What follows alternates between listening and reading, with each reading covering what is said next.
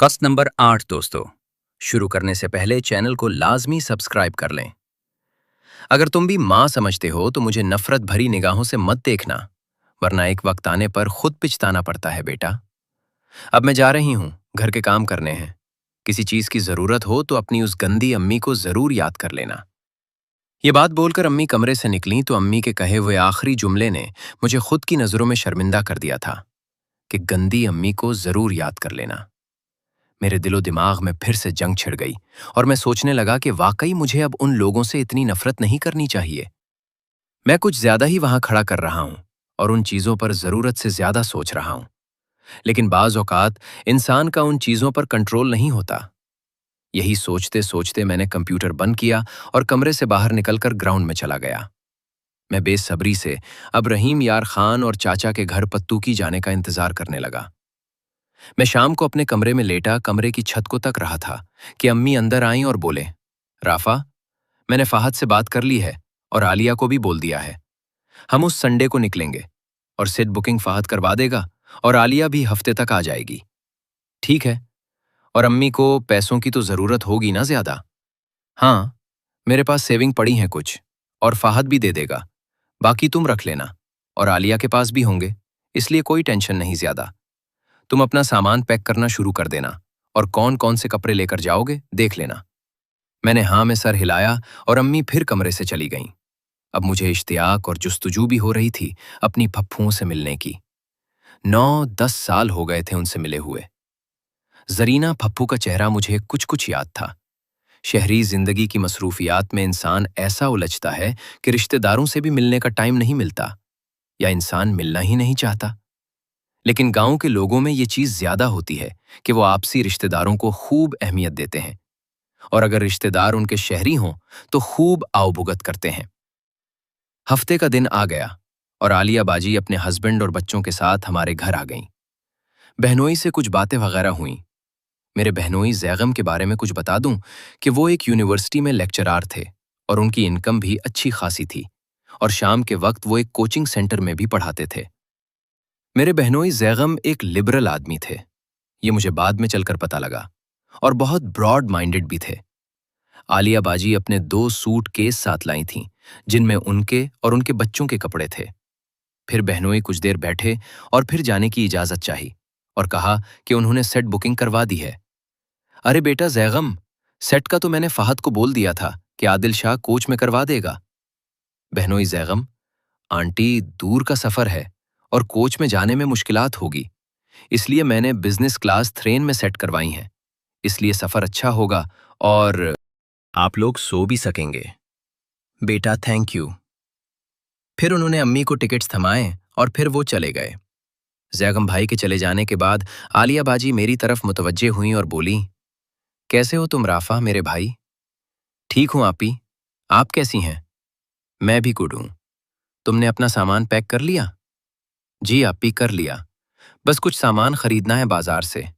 एक pant shirt सोच रहा हूं खरीद लूं। ठीक है, शाम को चलते हैं। मुझे भी कुछ छोटा मोटा सामान लेना है मार्केट से। फिर अम्मी बोली, तुम लोग बैठो, बातें करो। मैं फहद को फोन करके आती हूं कि आदिल शाह कोच की टिकट्स कैंसिल करवा दें। फिर अम्मी कमरे से चली गईं और आलिया बाजी भी फिर थोड़ी देर बाद उठकर कमरे से चली गईं। शाम को मैं आलिया बाजी को बाइक पर बिठाकर मार्केट ले गया, जहां से मैंने पैंट शर्ट खरीदी, और आलिया बाजी ने अपने बच्चों के लिए और अपने लिए भी कुछ छोटा मोटा सामान खरीदा। फिर हम घर वापस आ गए। अगला दिन संडे का था। आज मैं बहुत एक्साइटेड था कि हम गांव जा रहे हैं अपनी फप्फुओं से मिलने। हमारे आने की खबर फप्फू समीना को अम्मी पहले ही दे चुकी थीं।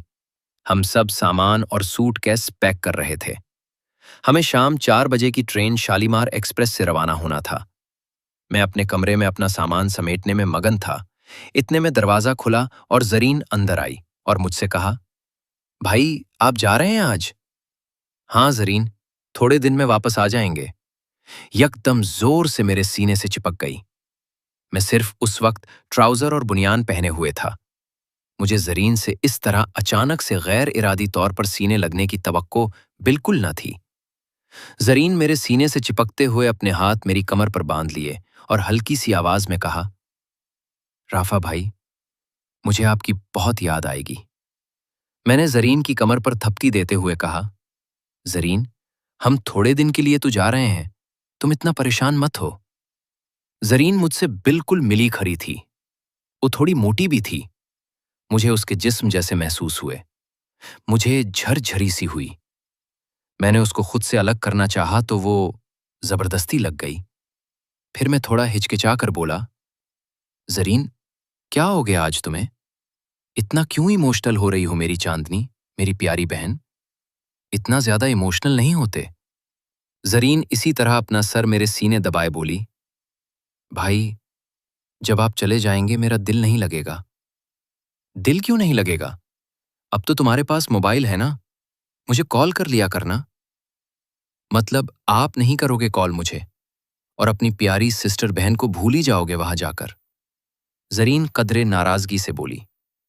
مجھے اس کا یہ ناراض ہونا لبھا گیا۔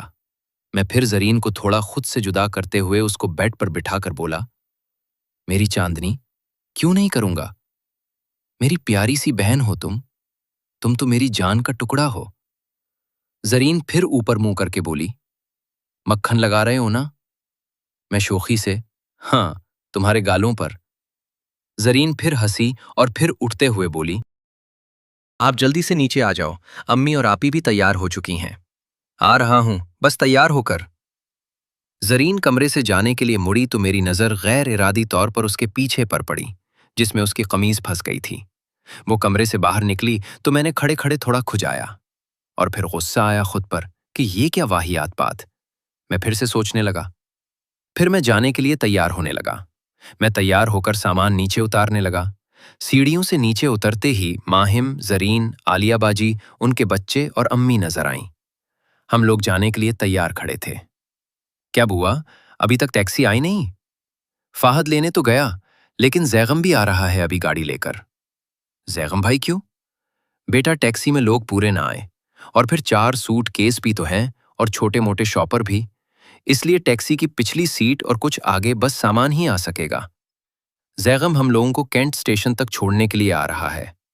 میں نے بھی سوچا، چلو اچھا ہی ہے۔ اتنے میں فہد اندر آیا اور زیغم بھائی بھی آ گئے۔ ہم لوگ سامان رکھوانے لگے گاڑی میں۔ ٹیکسی تو پوری سامان سے ہی بھر گئی۔ پھر فہد میری طرف دیکھ کر بولا، تو ٹیکسی میں بیٹھ جا سامان کے ساتھ بیٹھنے والا کوئی ہونا چاہیے۔ مجھے فہد کی یہ بات پر بہت غصہ آیا کہ میں ٹیکسی میں جاؤں، لیکن میں نے اس کو کچھ کہا نہیں۔ اور پھر امی اور عالیہ باجی زرین اور ماہم سے گلے لگ کر ملی۔ زرین کی آنکھوں میں آنسو تھے۔ امی اس کو سمجھا رہی تھی کہ لڑنا نہیں، تم دونوں آپس میں پیار سے رہنا، اور گھر میں جو کچھ بھی ہو رپورٹ دیتے رہنا۔ وہاں جا کر میں فون کروں گی، ٹھیک ہے نا زرین میری بچی؟ پھر عالیہ باجی بولی، ہاں زرین اور ماہم، پیار سے رہنا، لڑنا نہیں۔ پھر ماہم سے میں ہلکا سا گلے ملا، اور جب زرین کی طرف مڑا تو وہ پھر سے میرے گلے سے چپک گئی۔ زرین کا اتنا پیار دیکھ کر میں خود بھی شش و پنج سی کیفیت میں تھا کہ کیا ہو گیا۔ پھر میں نے زرین کو سمجھایا کہ کچھ دنوں میں تو آ جائیں گے۔ اتنے میں فہد اندر آیا اور بولا، جلدی کرو، لیٹ ہو رہے ہیں۔ پھر ہم سب گھر سے نکلنے لگے۔ میں پیچھے مڑ مڑ کر زرین اور ماہم کو دیکھ رہا تھا۔ زرین کی آنکھوں میں آنسو تھے اور وہ بہت حساس بھی تھیں۔ پھر میں ٹیکسی ڈرائیور کے ساتھ آگے بیٹھ گیا، اور عالیہ باجی، ان کے بچے زیغم بھائی کی گاڑی میں پیچھے جا بیٹھے، اور اگلی سیٹ پر فہد بیٹھ گیا ان کے ساتھ۔ پھر ہماری گاڑی روانہ ہونے لگی۔ زرین اور ماہم ہاتھ ہلا ہلا کر ہم لوگوں کو الوداع کہہ رہی تھیں۔ پل بھر میں ہماری نظریں ان دوستوں، مزید دیکھیں قسط نمبر 9 میں، اور اس کے لیے ہمارے چینل کو لازمی سبسکرائب کر لیں اور ساتھ بیل آئیکن کو بھی دبا دیں۔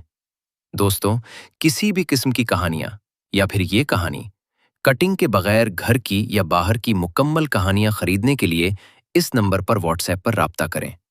ہمارے پاس لا تعداد ہر طرح کی کہانیاں، ناولز موجود ہے۔